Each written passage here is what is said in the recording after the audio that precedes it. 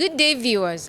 Echo Blog is reporting live at the Nigerian Institute of Medical Research, CancerCenter, Yaba, Lagos, where experts, researchers, and health stakeholders have gathered for the October edition of Media Chat with the theme Randomized Clinical Trials, a cornerstone of translational research. This is an insightful program focused on advancing medical research and improving healthcare outcomes in Nigeria. So stay tuned as a co-op blog brings to you the live coverage of the event as it unfolds. I am Susan Amalaya reporting for a co-op blog. The CancerCenter of the Nigerian Institute of Medical Research, NIMR, Yaba, Lagos, came alive as health writers, journalists, medical experts, and researchers convened for the conclusion of a transformative two-day workshop organized by the Health Writers Association of Nigeria in partnership with NIMR.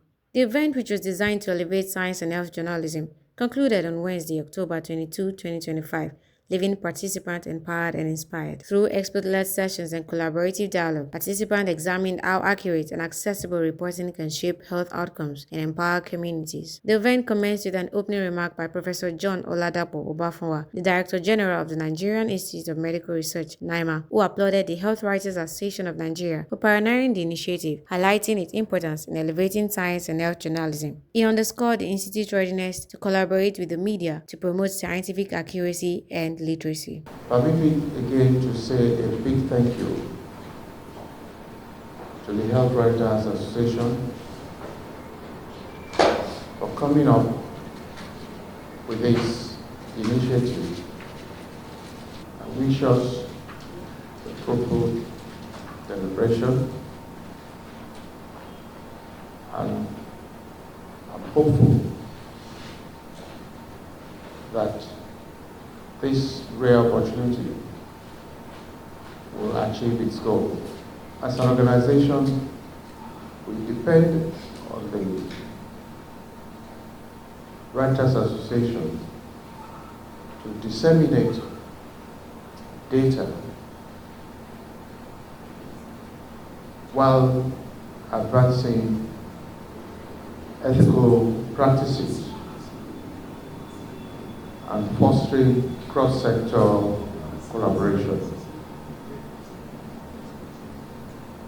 Through these multidisciplinary collaborations, we can bridge gaps between evidence generation, policy development, community health practices, thus ensuring timely coverage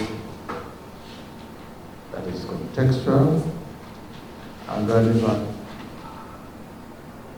to those it affects most.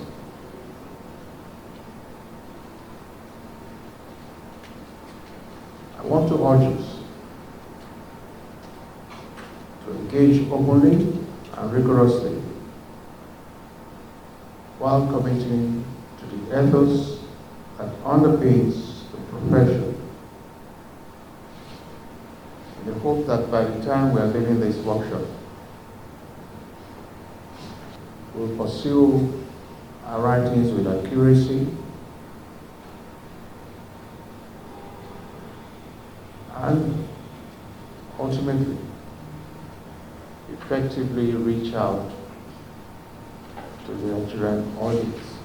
The momentum continued with the session led by Mrs. Yinka Shokumbi, the managing editor of Health Style Plus Media, on sustaining health reportage. This discussion explored the evolving responsibilities and challenges of health journalists in today's fast-paced media landscape, stressing the importance of consistency, accuracy, attention to details, and ethical storytelling in public health communication. She emphasized the importance of paying close attention to both writing skills and community health issues, noting that effective health journalism goes beyond reporting, as it involves sharpening skills and deepening impact. She also spoke about the value of collaborating with health professionals and building meaningful relationships beyond the workplace. Those of us who have been following HEWAN and we have been available and making ourselves to be present at occasions where HEWAN does their own things, I think it is a plus that we always pay attention to details about writing and communicating on health issues. Like we said yesterday, health and science in these times are not just writing he said. It's about sharpening and honing our skills. We are also in the business of communicating and living as examples of healthy and conscious people. It is important that we do not keep our contact only when we need them to speak about issues. Relationships with others are also about building deeper into knowing when their bad days are. Yesterday we were surprised and we were pleasantly happy that Professor Oliver, his birthday was yesterday, and we all rose in unison to sing happy birthday to him, and it was like that. So you see, when you know people and you build relationship beyond work, and you also build relationship about who they are, who you are, like I said yesterday, you are building wealth. Consistency builds wealth. The guest speaker, Professor Lere Bale, Chief Executive Officer of Business School Netherlands, Nigeria, BSNN, delivered an enlightening lecture on drug research and development, emphasizing medicine security and innovation in Africa. It traced the complex transformative journey of drug development, from scientific discovery to patient care, highlighting the vital role of effective communication in connecting researchers, manufacturers, healthcare providers, and patients. Professor Bale guided participants through the key stages of drug production, distribution, and patient access, which serves as a bridge between the laboratory and the bedside, ensuring that medicine are used safely, effectively, and ethically. Every drug's desire is to save life, to improve quality of life. And water is drug. I will use the phrase drug, not like hard drug. I will use because pharmacists use the word drug generically to be equivalent to medicine. So it is important for you to, therefore, when I use the word drug, I do not mean hard drug. Every medicine saves life, including water. And every medicine has side effects. Excess water also creates some untoward effects. Once we understand this, even the pandemic that we love so much, too much of it can create problems. So, it relieves pain and restore health, and restore health, which begins with journey long before it reaches the pharmacy shelf. In the quiet home of the lab, it's where curiosity meets compassion and science converges with purpose. From laboratory to the patient, it's one of the most complex human progress. It's costly and it has consequences. I am a pharmacist. My elective is in drug design. I'm an architect who design medicine. That's my elective. So when I started my master's degree as a drug architect, before I came to Unilag to run my MA in 1983. So I'm discussing with you an insight that is good enough and for which I will give you everything. It's a reflection of human's quest to understand disease and design solutions that bring meaning. So drug research and development itself, which is referred to as research and development, is a journey of transformation, where molecules, medicines, ideas become innovations, good becomes healing. The word transformation is not the same thing as the word change.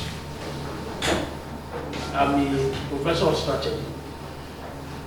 Change management is water is entering your house as a result of flood.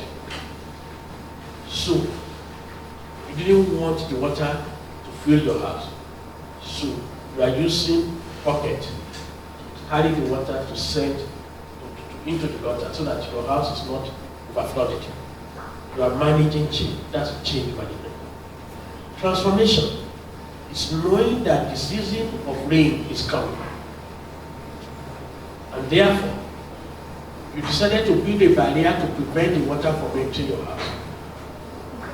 So transformation is some levels higher than change management. Transformation requires reflection. And so we are on a journey of transformation. The first stage in the development of drug is called discovery. And it is the genesis That is the beginning of the journey. In the discovery phase of insightful imagination and scientific curiosity, researchers will normally identify biological targets, such as I said. Let me take a pause here so that you understand it a little bit better. It's very common for journalists to write, very common for medical doctors to say, Hippocrates is the father of medicine. It's not correct. It's wrong. In reality, the father of medicine is the same father of pharmacy. And the father of medicine and pharmacy dates back to 4,600 years ago.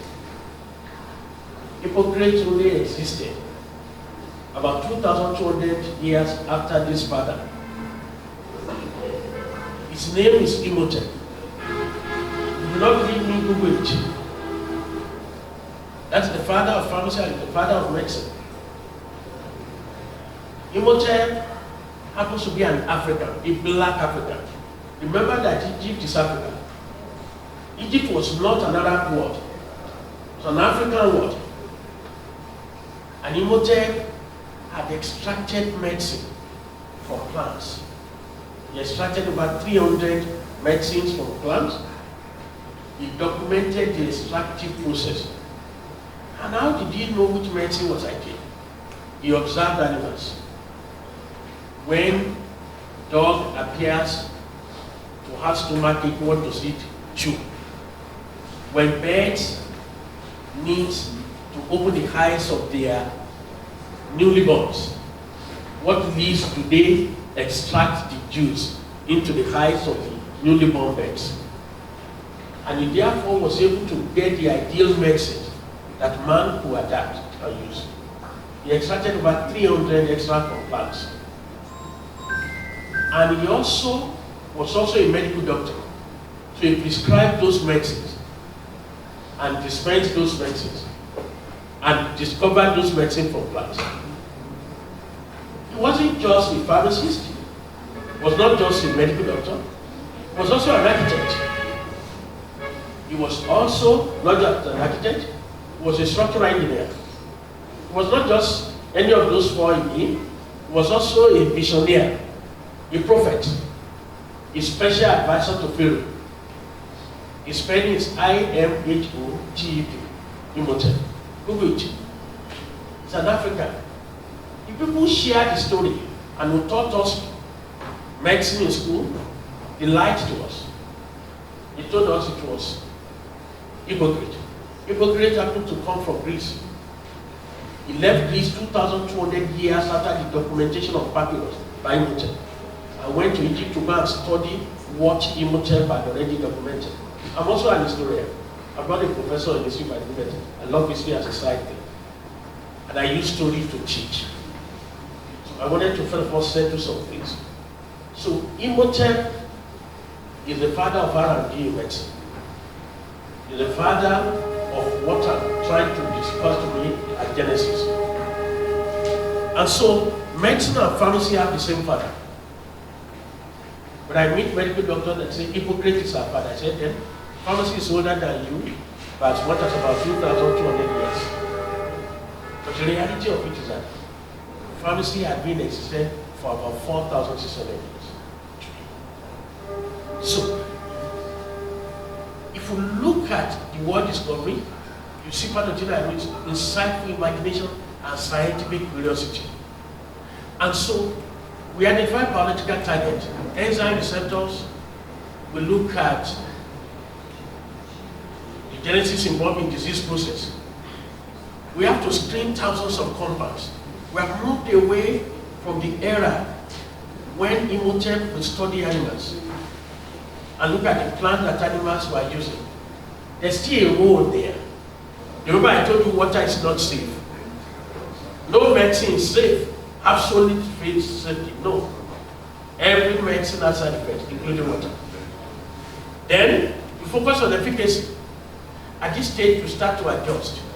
You start to look at efficacy in the young, in the midweight, in the adults. You start to look at how is it processed, Are the metabolites active? But when the metabolites are active, it means that the metabolites are present in the body. It means the metabolites can act again as the active ingredient. So the dosage has to be adjusted. This process of biopharmaceutics, pharmacists have to be well involved in them. So before a drug is made available to a medical doctor to use, tens of years, at least 10 years, have preceded that particular medicine. An engaging question and answer session followed, where participants asked thoughtful questions and received experts' insights. You mentioned that water is medicinal. Water is a medicine. So, sir, could you please briefly take us through the delivery of drug in the body when it comes to oral administration? We want to know what is the difference between generic drugs and the branded drugs. And then we want to know, are the branded ones truly more effective than the generic ones? Topics range from drug innovation to public health history, sparking meaningful dialogue and deeper understanding. The participants reflected on the power of accurate data-driven journalism and the importance of collaboration between the media and scientific institutions. The atmosphere was filled with purpose, learning, and a shared commitment to improving public health through informed reporting. For Echo Blog, this is Susan Omalayo. It has been an enlightening session right here at the Nigerian Institute of Medical Research, Yaba, where discussions on randomized clinical trials continue to shed light on the future of medical innovation in Nigeria. Thank you for staying tuned. Kindly follow us on all our social media platforms on X, Instagram, and Facebook at Echo Blog. Also, subscribe to our YouTube channel at Echo Blog. Susan Omalayo, reporting for Echo Blog.